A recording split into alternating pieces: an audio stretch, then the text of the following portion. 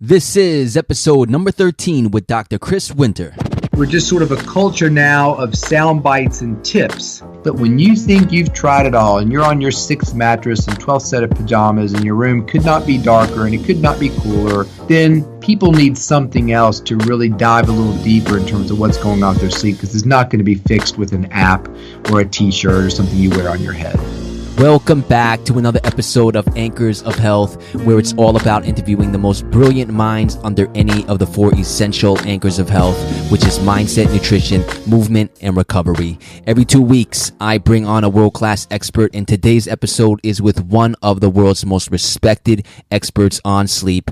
Ariana Huffington calls him the sleep whisperer. He's a sleep researcher, board-certified neurologist, double board-certified sleep specialist, and he's helped more than 10,000 patients rest better at night, including countless professional athletes. He's also been a consultant to many professional sport teams from the MLB to the NFL, NHL, and NBA, so his expertise is always in high demand. He recently came out with an amazing book called The Sleep Solution: Why Your Sleep is Broken and How to Fix It. So in this episode, you'll discover what makes his book different than other sleep books, how sleep is connected to basically everything that is going on in our body, understanding what your sleep issues are, what insomnia really means, the importance of understanding terms that are often misused like sleepy and fatigued, his take on sleeping pills, why sleep hygiene was only given 1 chapter in his book, and so much more. I'm really excited for you guys to listen to this because it's not the typical sleep information that you hear in the mainstream media. He really digs in deep on this topic. So real quick, if you want my key takeaways from every episode, just head over to anchorsofhealth.com and sign up for my exclusive email list. You could also go to the show notes page at anchorsofhealth.com/13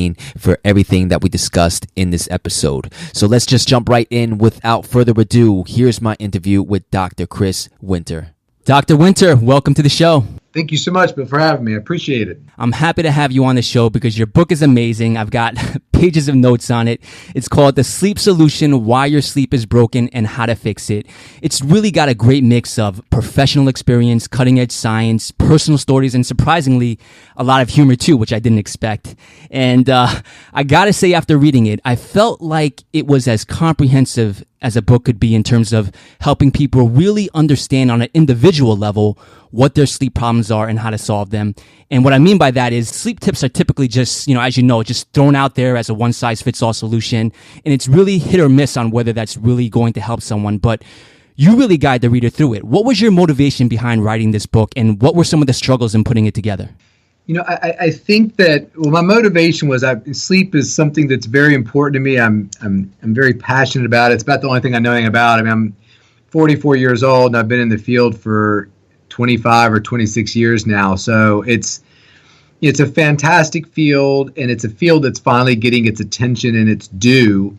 So we've come to this place where people are sort of looking at sleep as kind of a pillar of health. Like we looked at nutrition and hydration and exercise, but it's just sort of wide open right now. And I feel like, to your point, it's a very good one, that we're just sort of a culture now of sound bites and tips. And, I do a lot of media about sleep, which I really like, but it's always, hey, I've got, 25 words to stick in the margin of a magazine. Tell us the best thing we should eat when we can't fall asleep. And within that question is a huge explanation. Like, number one, what do you mean when you can't fall asleep? What does that mean, magazine writer? They don't want to get into it. They just, just shut up, doctor, and just give me 3 foods that might make you feel asleep.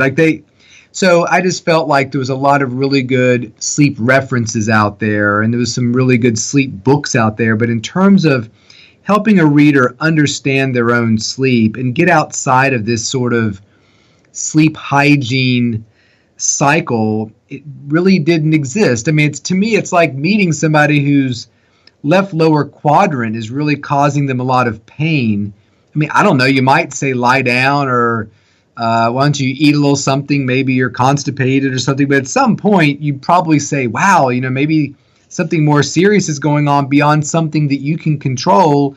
You might want to see a specialist. And I felt like that never got said. Like, it's a given that out there, any sleep problem you have, you can fix yourself. And I don't think that's true with the tips that you're talking about. And I think people need to understand more in depth about what they're experiencing so they can find the solution they need.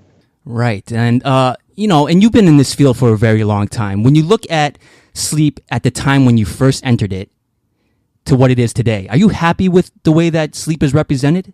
It's a great question. I am. I mean, I think that, when I first got into it in the early 90s, I mean, it was very fringe. I mean, one of the things that drew me to it was the fact that it was so wide open. I remember I had a wonderful mentor named Paul Surratt, and, I would ask him questions, what is, I was really fascinated by how sleep affected athletes at the time and kind of led me to do some work I've done, more recently. But I would ask him these questions. He's like, oh, that's a good question. I don't think anybody's ever looked at that before. And so it just seems so open to, to exploration versus, cardiology. Like the heart had kind of been done by the time I became a doctor. Like it wasn't a lot of mysteries about what the heart was up to, but, sleep was very different. So no, I'm very excited about it. I think that right now we are, exploding in terms of a field, in terms of looking at consumer electronics or products related to sleep. There's a ton of them. Even looking around the aisles of the bookstore, my book sitting, and the sleep books. It's interesting the number of different kinds of people who proclaim themselves sleep experts. So it's the field's big. It's rapidly expanding, and I think what's going to start happening now is you're going to see a paring down of sleep, where people understand that, hey, not all sleep devices are created equal, and maybe this bizarre creation that I bought online from some Kickstarter campaign is really not the solution to my sleep, even though it cost a lot of money. Or maybe this this individual who's proclaimed themselves a sleep coach, even though 2 years ago they were coaching golf at a country club, may not be the best resource to get my sleep fixed. I think it's just a time that people need to start getting educated now that they've accepted sleep as being something that's important in their life. Now it starts to become, okay, now that there's so many resources, which ones are the best ones for me? Now, I want to get into something that caught my eye early on in your book. You have this stat from the National Sleep Foundation that says only 30% of primary care doctors ask patients about their sleep. That's got to be shocking considering sleep is a key health pillar. Why is that number so low? I think the number is low, not so much because doctors aren't doing their job. I think doctors are doing their job and many other people's jobs in half the time it takes them to do their job. I think that the number is low because, number one, I don't think every patient who goes to see their primary care doctor views a sleep problem as a medical problem that can be fixed. I mean, I almost feel like to some extent, when you are a bad sleeper and you grew up and your mom and dad were not good sleepers and they complained about it, you almost start to look at poor sleep like you look at eye color. I would never talk to my primary care doctor and say, I'm really tired of having green eyes. I think I'd do a whole lot better in life if I had blue eyes. I just accept that as something that I'm stuck with. I'm short. I've got big ears, and my eyes are green, and there's nothing can be done about any of those things. So I think some people look at sleep that way. It's sort of who they are. Like they're a bad sleeper, and you can't do anything about it. The second thing is, I don't think there's time. When you look at the typical primary care doctor right now, their reimbursements are almost perpetually declining. And the only way they can keep the lights on in their clinic is to see more patients. And since I'm not aware of anybody creating more hours in a day, it just means you've got to run more people through. And the last thing you want to do when you're an hour and a half behind, you've got a waiting room full of upset people, and you've got a patient who's just about done. You've dealt with their diabetic foot ulcer. You've dealt with their blood pressure. You've tried to counsel them on weight and smoking cessation. The last thing that doctor wants to do is say, oh, by the way, how are you sleeping? I mean, there's another half hour of your day you've just lost as that person tells you their feet hurt, makes it uncomfortable for them to sleep. They toss and turn a lot at night. They wake up tired. So I think a lot of doctors just don't have time to get into it, which is great. I mean, that's why we're here. If you're one of those doctors, you can say, look, I'm really concerned about your sleep. So what I'm going to do is I'm going to send you a sleep specialist and let them deal with it because, frankly, I don't have either the expertise or the time. And when it comes to expertise, I mean, when I was in medical school, which wasn't that long ago, we got one lecture in 4 years about sleep. That was it. My son has learned about sleep in his AP psychology class as a sophomore. I guarantee you he got more class time about sleep than I did in medical school. My medical school was great. It's just that, they wanted to focus on gross anatomy and drug interactions and gallbladders and how to deliver a baby, like real medical things. So I think it just hasn't really gotten in there, even though when you look at complaints about sleep, they're almost always in the top 5 or top 7 things that patients talk about. So you would think, okay, well, it would get equal time, and it just hasn't really of yet. Right. And you go on to talk about this in your first chapter. You say, the first title of your chapter is, What is Sleep Good For? Absolutely Everything. And here's a quote from that chapter. When it comes to the connections between sleep and the many other things going on in our bodies, there is almost no disease or organ system in which you cannot find some kind of relationship. We could spend the whole podcast talking about this one, but can you give us a brief overview on what you mean by that? Yeah, I guess what I mean by that sort of goes back to when I was a young sleep person with Dr. Surratt. When I say the field was wide open, it was every time they did a research study on, was there a connect? We were actually doing research on what is the connection between sleep apnea and hypertension.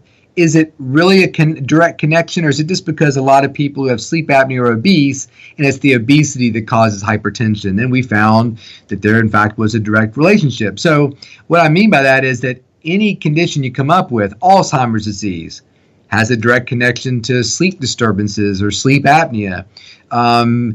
When you look at weight gain, when you look at heart attack, when you look at stroke, when you look at depression, when you look at concentration difficulties, when you look at school performance, when you look at risk-taking behaviors, when you look at the ability for an individual to read the expressions and body languages of other people. And I compare it to a Mad Lib. It's like no matter what you put in that blank of, you got to pick an adverb, you have to pick a noun. Maybe one of the things in the Mad Lib is pick a medical condition. When you read the Mad Lib at the end of it, it's always going to make sense, because whenever they look at relationships between sleep and whatever that medical thing is, it virtually always is there. I really can't think. I'm not sure of any relationship between sleep and male pattern balding, I guess. Maybe not a relationship with dandruff, nose picking, I'm not aware of. So I guess there are some things in there. I don't want this to be completely hyperbole, but Right. It is amazing. So that, to your question earlier, what's changed in the field? When I first started out, it was, okay, this sleep thing probably is related to our heart. Now it's just so beyond that. Even the growth of a child is probably related to their sleep effectiveness. So it's really incredible to me. Even as somebody who's been in it as long as I have, it never ceases to amaze me. And I just want to point out one thing. What does the literature say about sleep and cancer? Yeah, so that's really an interesting thing. So, and this is important, and I'll direct this comment to the unfortunate individual who gave me a terribly awful review of my book in Amazon. And I will say to you, I think that person's name was like Tired 69 or something like that, which I guess makes sense. He or she read my book, and to the chapter you're referring to, let's look at all the different things sleep problems are related to, or lack of sleep is related to. And one of them is cancer. And cancer has been related to inadequate sleep, and in particular, shift work disorder.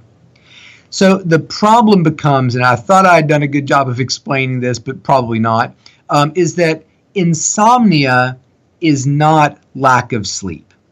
And if your listeners could just understand that one thing, it would make all the mistaken messages of the media suddenly make sense to them. And what I mean by that is a shift worker who's working 2.5 jobs to make their mortgage payment and only getting about an average of 2 or 3 hours a night, not counting the little naps they take on breaks or sneaking out to their car when things are slow, that individual is not getting enough sleep. That person probably needs at least 6, 7, 8 hours of sleep a night. And so when we shortchange ourselves in sleep, like we all did when we were residents in medical school, in our training, we didn't get, when I was a resident, I was getting sleep every other night. I had kids at home, so I didn't really want to come home and sleep through my time with them. So there was a period of several years where I was woefully under-rested. But the thing of it is, the insomnia patient's going to tell you, I'm not getting enough sleep. I don't get any sleep. I haven't slept in weeks, months, years.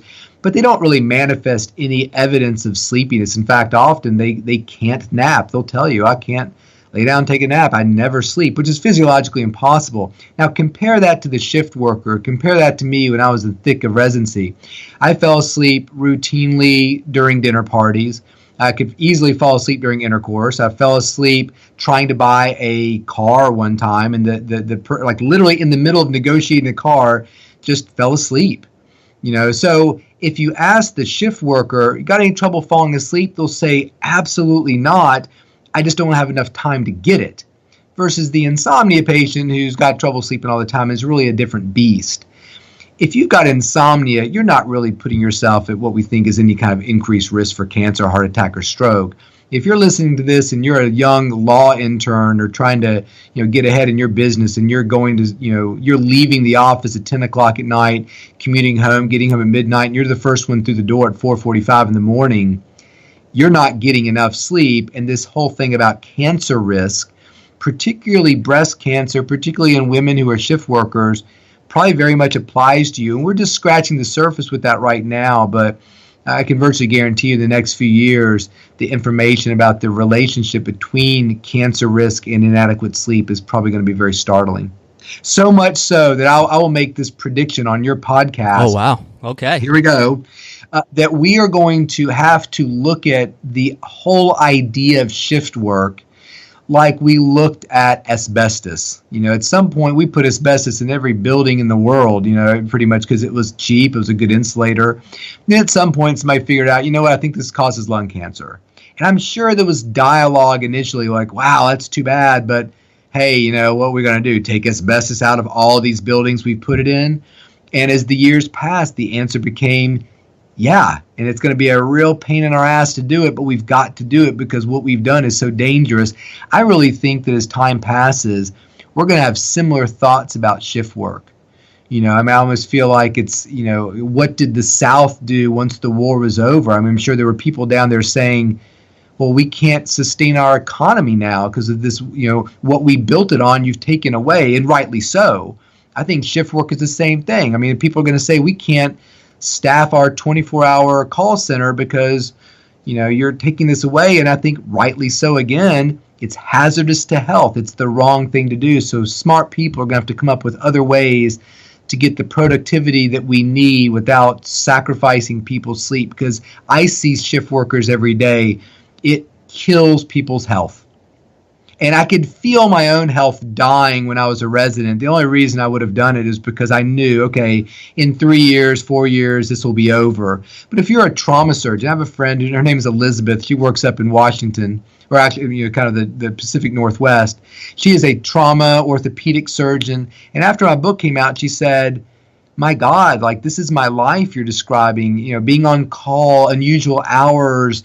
I am the trauma person. I can't say I'm too tired. This man's life's on the line. What can I do? And I told her, I don't really have the answer for you. All I know is that lifestyle is harming you. And she works her rear end off to keep herself in shape. She looks great, but I just think that individuals who, even if you can do it, and I'm very good at shift work. So if you're one of those people who think, I'm good at it, it doesn't really affect me. It does affect you big time. Right. It's eventually going to catch up. It's going to catch up. Now, so you brought up insomnia. Can you just give us a clear definition on that? Because that's a terminology that's often misused, right? Absolutely. And we do it all the time. I'm sure you'll go to work Monday and somebody will say, gosh, I didn't get anything done this weekend. I don't think they literally got nothing done. In other words, I don't think they pulled into their driveway and sat there until Monday morning. They got their teeth brushed. They probably put some pajamas on and showered and went to bed. Like, they may not have gotten as much as they wanted to get done, but they got something done. Yet we say, I got nothing done this week. I didn't do anything, which is not true. Big deal. But when it comes to sleep, it is a big deal. When you go to your doctor and say, I can't sleep, that weighs heavy on a doctor that might not really understand the intricacies of insomnia. I don't think Michael Jackson's doctor did when he said, look, I'm going to have a big tour. I'm not sleeping. We'll try this pill. This pill doesn't work. We'll try this other pill. It doesn't work either. Okay, well, I'll send a surgeon to your house to anesthetize you every night. Like, these are the decisions we make when we create a therapeutic relationship based upon a lie. It's like me, a 44-year-old man, going to a doctor saying, you know what, I'm pregnant. And the doctor not only believing me, but treating me for it. Okay, well, take these vitamins and try to take it easy and get plenty of fluid and no alcohol for you. Like, you would think, the doctor said, no, Chris, you're not pregnant. You're a man. That's physiologically impossible. Yeah, but we don't question insomnia. So the definition of insomnia is not an individual who does not sleep or cannot sleep. So if you're listening to this and you've got insomnia and you've had it for 10 years, it is not because you can't sleep. In fact, if you are human and listening to this podcast, you're averaging at least 6 hours of sleep, give or take, every 24 you're alive. And if you don't believe it and you say, no way in the world that's true, I'm only averaging about 2, ask people who know you, ask people who share beds with you, put a video camera in your bedroom for the next month and take a look at it. You're sleeping. You have to sleep. Sleep is a physiological imperative. So what is insomnia? Insomnia is 2 things. Number 1, it's an individual who's not sleeping when they've decided they want to. So in other words, that individual goes to bed at 9:30 at night with his spouse, and it takes him 2 hours to fall asleep. Okay, that's part 1 of the definition. Part 2, and maybe the most important part, is you have to have some sort of negative physiological response to it, or psychological response, meaning that you have to care. So if a patient, I run into somebody at the grocery store and we're talking and they say, hey, I'm doing really well, I'm very successful, I'm sleeping great, and I ask them a question, well, tell me about your sleep. I'm glad you're sleeping great. Tell me about it. Well, I go to bed around 9:30, 10 o'clock, takes me 2 hours to fall asleep around midnight. I'm up around 7 and go to the gym and feel great.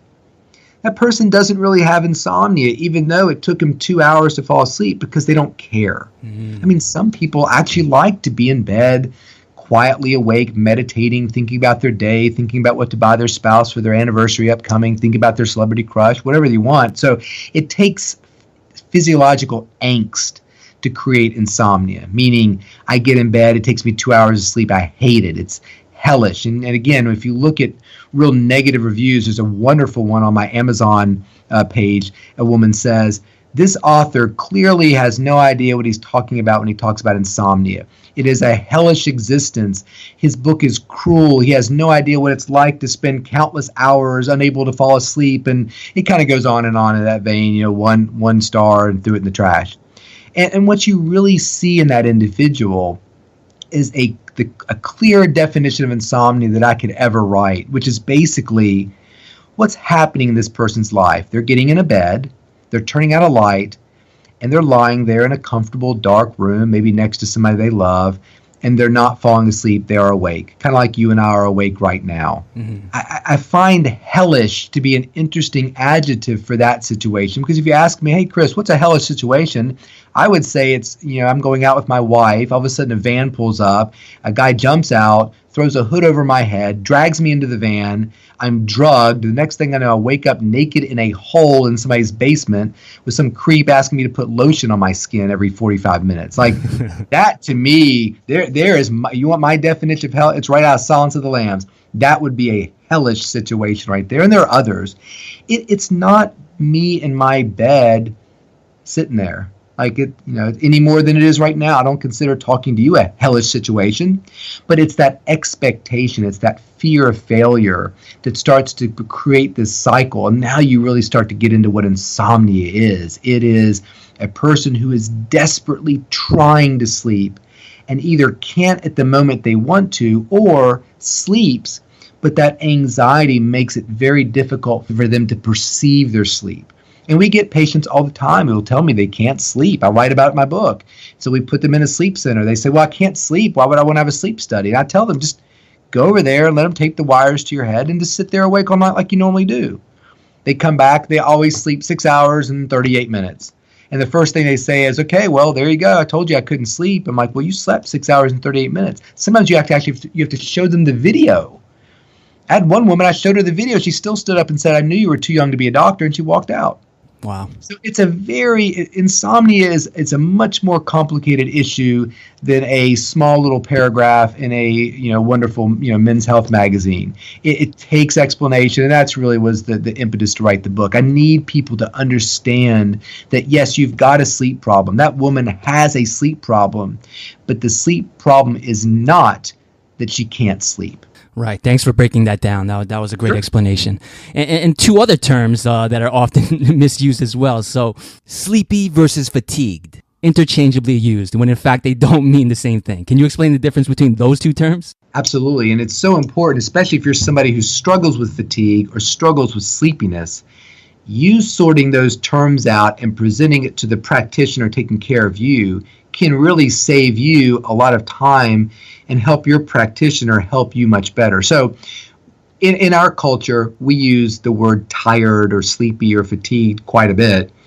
Most people are not using it particularly precisely, meaning that when I say I am feeling fatigued, what I mean by that is I have low energy. I feel like maybe I have run a 10K race. So after, as soon as you run that 10K race, you cross the finish line, you start looking for the half of the banana, the orange slice, or some Gatorade, you feel fatigued.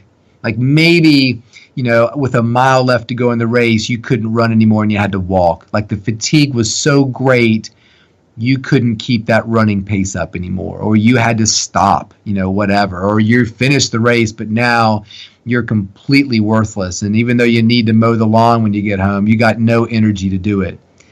That's a different thing. That's a different entity than sleepiness. Sleepiness is how likely are you to fall asleep? If I hear you quietly snoring on the other end of this call during this explanation, I'm going to say, wow, Bill's pretty sleepy. He actually fell asleep doing it during an interview. And people do stuff like that all the time. Like I said, I did when I was in residency because I was getting an inadequate amount of rest. So when you go to the doctor and say, why are you here? I'm here because I'm really tired. Okay, well, when you say tired, do you mean sleepy? Like you've fallen asleep at work several times and your boss is really upset with you about it. You nod off behind the wheel of a car. You fell asleep. You fall asleep in church all the time, so you've stopped going, and you don't go to movies either because you can never make it through the movie without falling asleep. I had a young woman who was a college student who was so sleepy, she built a desk on top of a treadmill and did her homework while she slowly walked because if she sat down to do her homework, she'd fall asleep. Wow. So that's sleepy. Fatigued is you have no energy. You feel like you have the flu, like you don't think you have the energy to get up and go to the bathroom and brush your teeth. That doesn't necessarily mean you're sleepy. So, and you can be both. So when somebody comes to me and says, look, I'm really having a lot of trouble sleeping. I'm so tired during the day. And then they say, I go to bed and it takes me 3 hours to fall asleep. I'm going to say, well, it sounds to me like you're very fatigued, but it certainly doesn't sound like to me you're sleepy because you're going to bed and it's taking you 3 hours to fall asleep. It's like saying I'm really hungry and you offering me a sandwich. I say, no, thanks. Well, then you're not really hungry, because if you were really hungry, you'd eat the sandwich. In fact, you'd probably eat it out of a trash can if you were really hungry. You know what I mean? Like, so when you look at those things that cause sleepiness and things that cause fatigue are not necessarily the same. A depressed person often feels much more fatigue than sleepiness. A narcolepsy patient often feels much more sleepiness than they do fatigue. So by understanding what you're dealing with, you can really hone in on exactly what the cause is versus getting lost down the rabbit hole of vitamin D testing and thyroid testing and different antidepressants when in fact your fatigue isn't really that great. You just can't stay awake. And when somebody can't stay awake, it is either because they are not sleeping enough. They have 3 jobs and they are simply not logging enough time in bed, or there is something dysfunctional about their sleep, like the typical sleep apnea patient. They sleep a ton. They get home from work. They sit on the couch to watch Jeopardy. They fall asleep. They wake up and have some dinner, take a shower, get back in bed, immediately go to sleep, wake up the next morning, get some breakfast, go to work, sit down in their office, and they want to fall asleep again. Like, no matter how much sleep they're getting, they still feel sleepy, which really questions, okay, this isn't a sleep quantity problem, it's a quality problem. If sleepiness is not really there and it's more of a fatigue issue, okay, then we need to look at vitamin D, B12, testosterone, hormone levels, tick-borne illnesses, gluten sensitivities, multiple sclerosis, Parkinson's disease, myotonic dystrophy. The list goes on and on and on. So if you're dealing with fatigue and your doctor says, I don't know what's going on, find a doctor with a longer list. And what's the starting point for someone that's just, they're trying to go to bed, right, at 9 o'clock, but they're laying in bed for 3 hours. Where do they start? How do they go about self-assessing themselves? Absolutely. So, and that's a very common initial complaint. I get home, I do my things, I go to bed at 9 o'clock. It usually takes me about 3 hours before I fall asleep. My first question to that person is always, how have you arrived at 9 p.m. as your bedtime? And they often kind of look at you like, wow, I never really evaluated that before. And sometimes it's because your partner, you've recently gotten married, you've always gone to bed late, but now your partner, she likes to go to bed at 9 o'clock. So being the good partner, you go to bed with her. Okay, great. You can do that if you want to, but it doesn't sound like you're as driven to sleep at 9 o'clock as your partner is. So again, if you don't mind sitting there for 3 hours not sleeping, I don't mind either. There's nothing wrong with that. In fact, there's a lot of benefit to resting effectively. Now, resting effectively is not looking at the clock every 5 minutes and stressing that you haven't fallen asleep.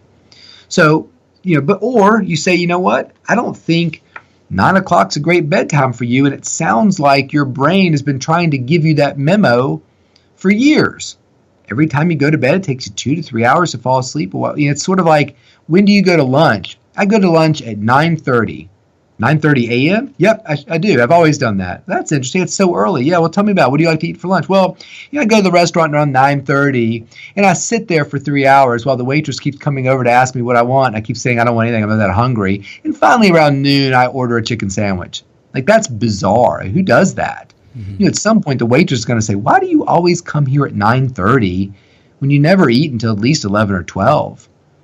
So why are we going to bed at 9:30 when we're not falling asleep until 11 o'clock or midnight? And a lot of times the answer comes, because I saw this thing from Dr. Oz that says you have to get 8 or 9 hours of sleep. And since I get up at, 6 o'clock every morning, that means I have to go to bed at 9.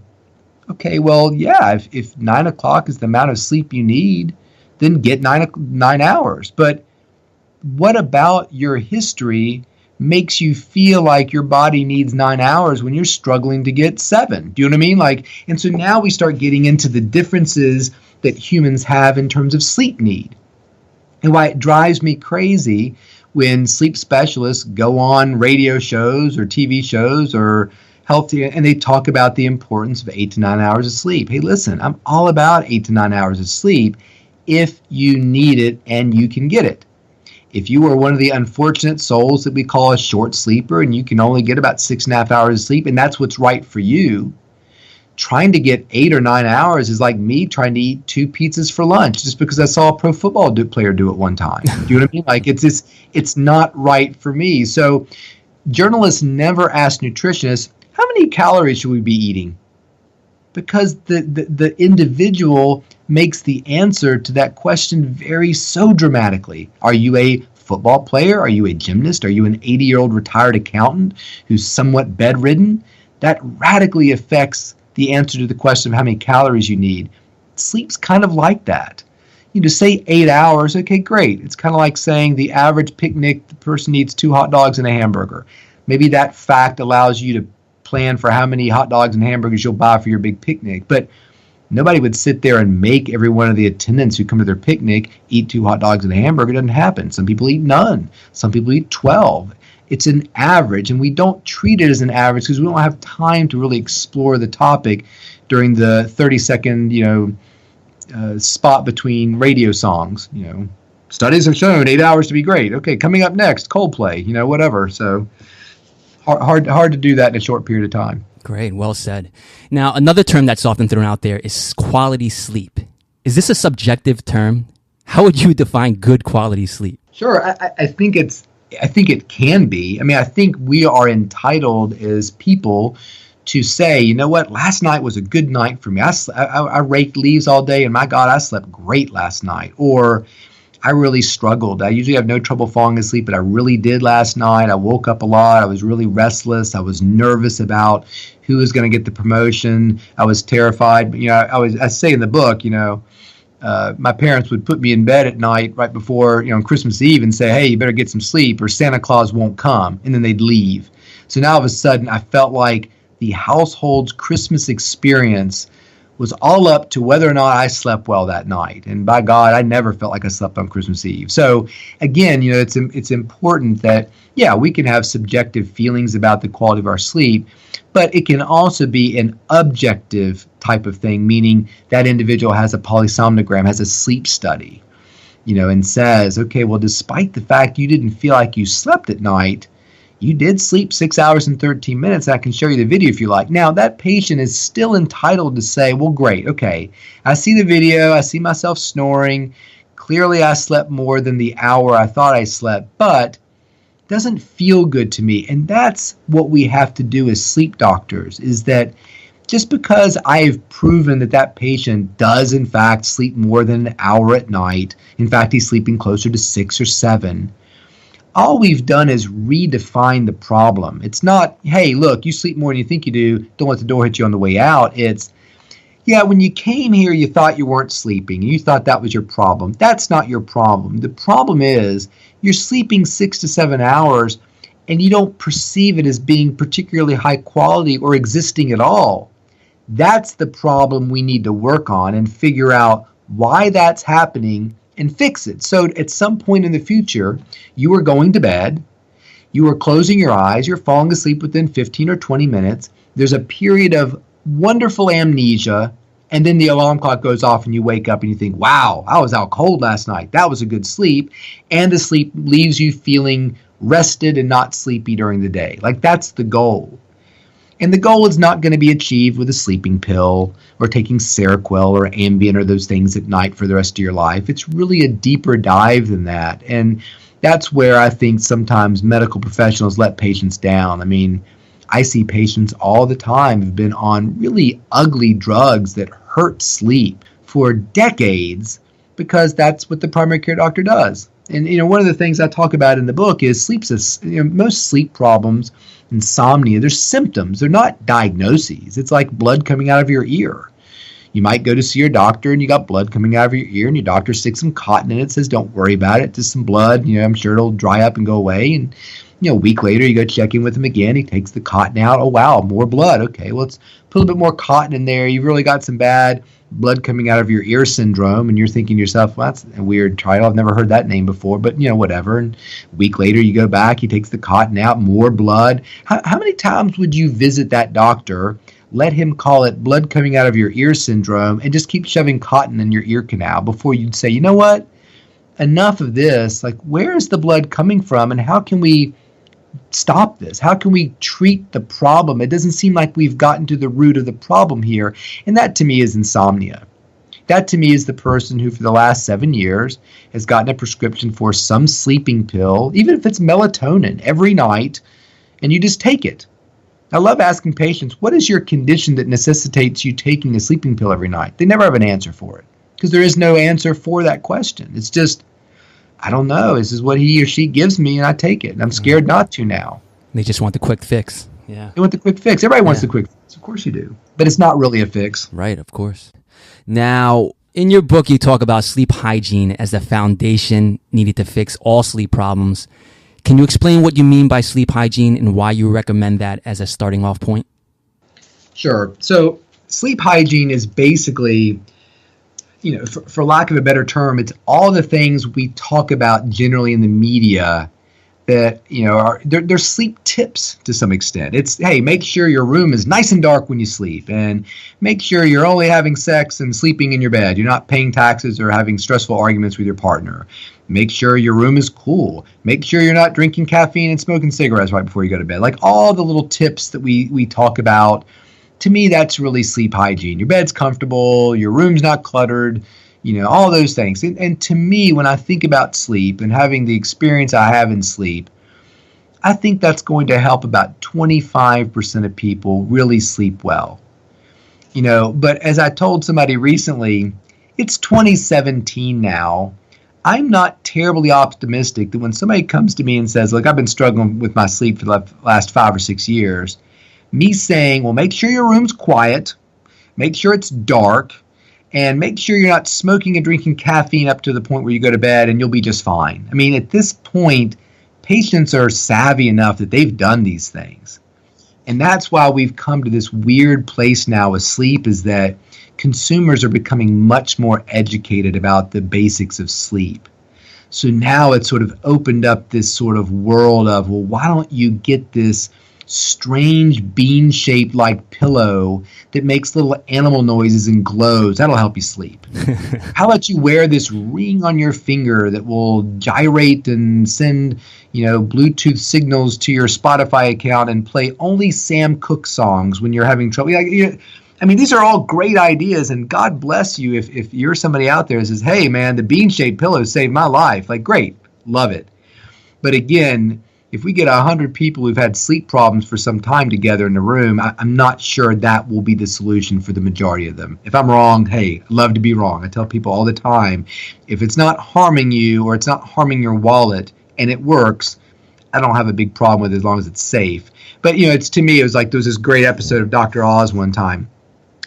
And somebody recorded it and sent it to me. I didn't see it when it was live, but he decided, okay, well, today we'll be talking about sleep, and we're going to have some awesome sleep tips for patients who can't sleep. In fact, we've got sleep people here who struggle with their sleep for 20 years or so, and we're going to fix them today. So, come out. We're back from commercial break, and we have with us here Gloria Smith, and there's this kind of older, heavier African-American woman, and she looked completely traumatized by her sleep problem, and she told this story about how years she can't sleep and yada, yada, yada. And the sleep expert in her crisp, starched white examination coat said, well, I think what you should do is you should sleep with your head at the foot of the bed and your feet at the head of the bed, just to kind of have this different perspective on, sleep or whatever. And I think it'd be great if you found a really boring instruction manual and read it until you fell asleep. And before the woman could speak, it was like, coming up next, we'll talk about your gut health and how important probiotics and yogurt, whatever they were talking, And you could see the look on that woman's face. She said nothing, and she maybe even smiled, but you could tell, like, that's not going to work for her. Are you kidding me? Turning yourself 180 degrees in bed's going to be the solution for you? Give me a break. So now what we really got is sleep hygiene is out there. People know it. And for the people for whom it's not working or it was never intended to work, they're kind of lost. And that's why I devoted one chapter out of the entire book to sleep hygiene. If you really want to learn about sleep hygiene, Charles Morin wrote a book about insomnia and sleep hygiene that's out of this world. I could never write it better than he did. And there's wonderful insomnia websites about sleep hygiene and internet resources and blah, blah, blah, blah, blah. I mean, go on forever.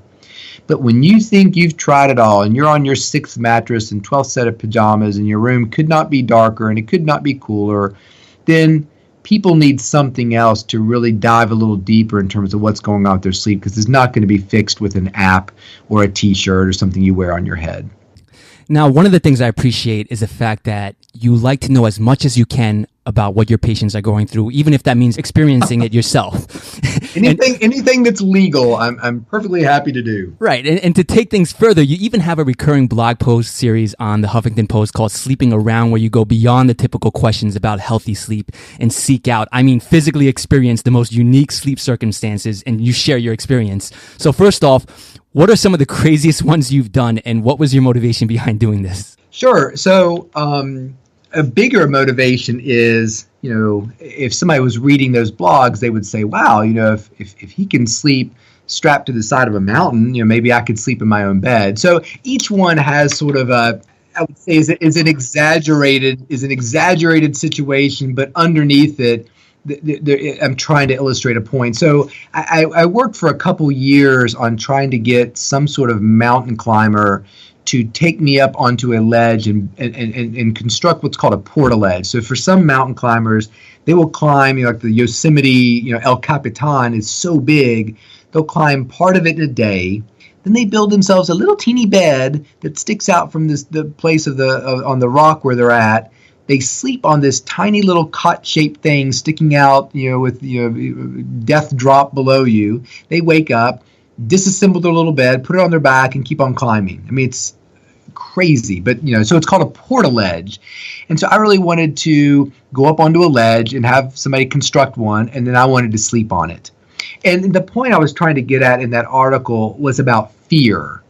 that insomnia, if you really had to distill it down to one word, it's fear. It's, I'm terrified of not taking this Ambien when I go to bed at night. Or people will say, I'm not really terrified about it, but I've got a very important job and I'm really nervous that if I don't take it and then I don't sleep, I won't be able to perform the next day. So I really wanted to try to experience fear and what that meant in terms of my sleep. And I actually wore a little device that would monitor how much I slept. And so, yeah, so I've slept, on the side of a mountain. I've slept in a ice cave. I slept in a sensory deprivation chamber. I've slept in haunted houses.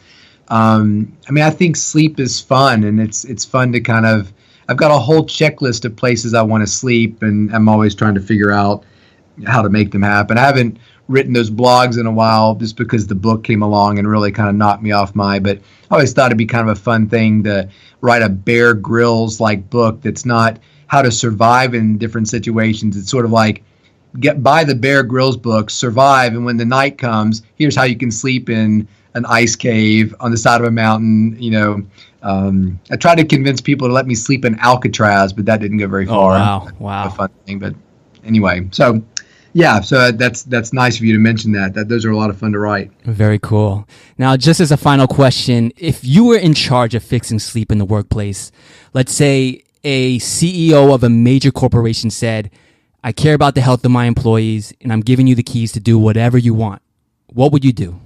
That's great. And so to me, I think the first thing that CEO needs to do is that CEO needs to let his employees or her employees know in no uncertain terms that sleep is something that company really values, right up there with food and water.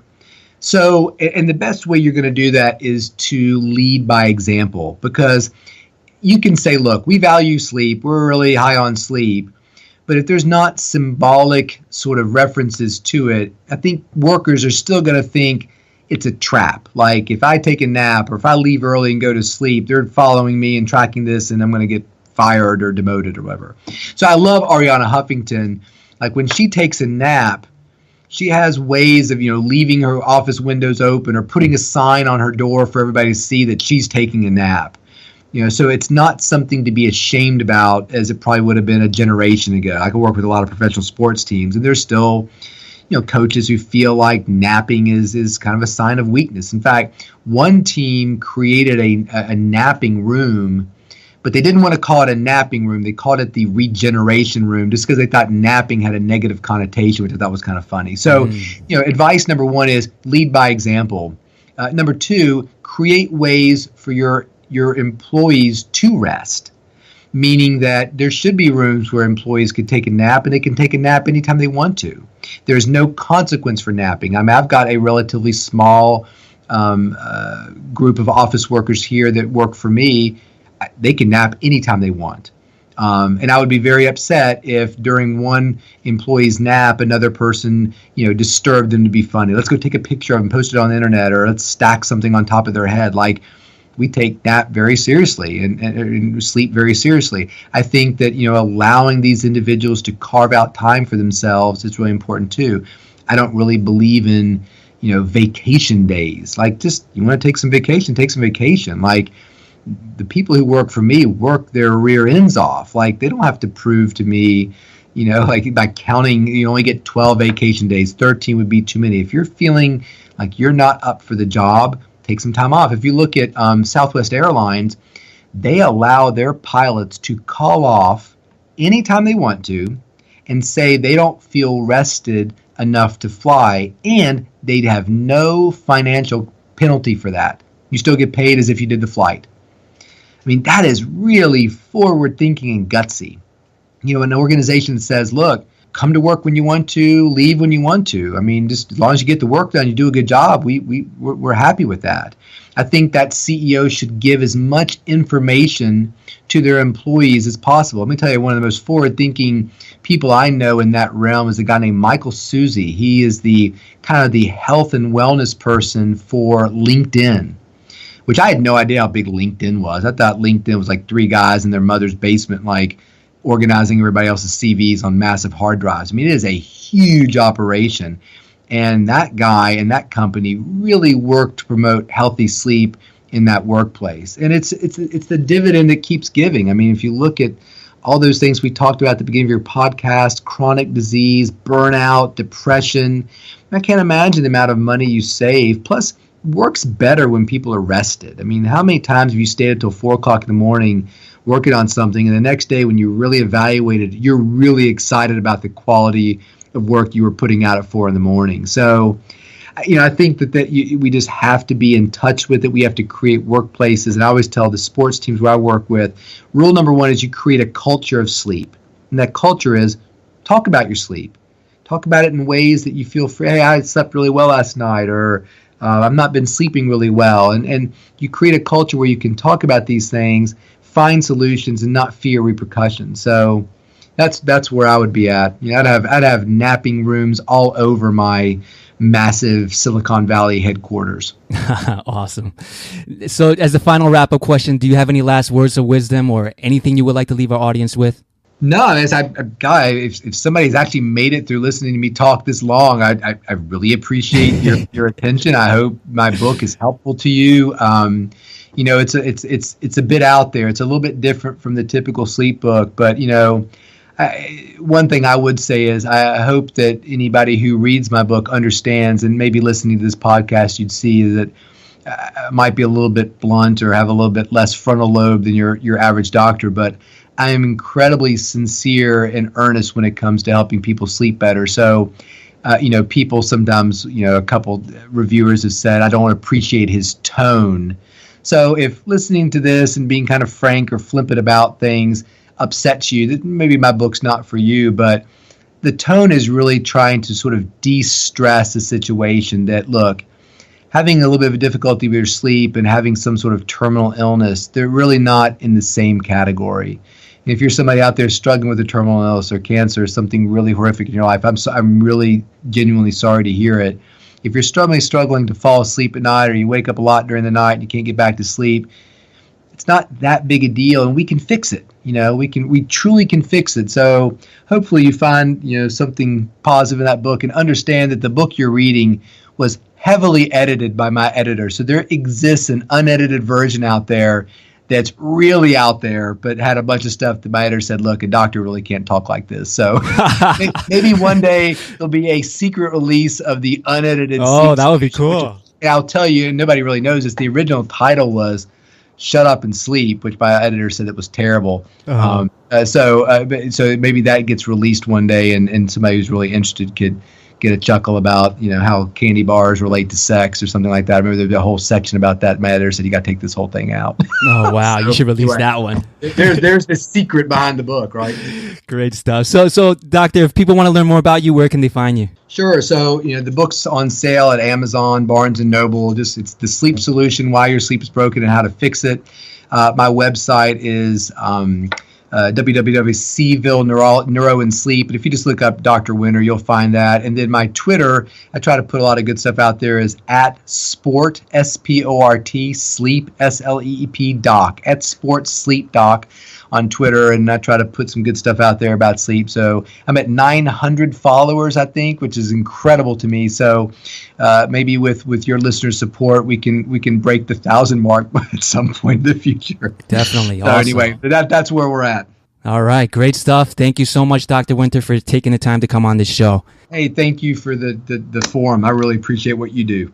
There it is. I hope you enjoyed that interview with Dr. Chris Winter. Just want to thank him again for sharing everything that he did. I highly recommend his book. You'll really begin to understand what's going on with your sleep, what the problems are, and how to solve it. Get it at your local bookstore or Amazon.com. And if you want my key takeaways from every episode, just go to anchorsofhealth.com and sign up for my exclusive email list. If you want the show notes, which include everything we discussed in this episode, just head over to anchorsofhealth.com/13.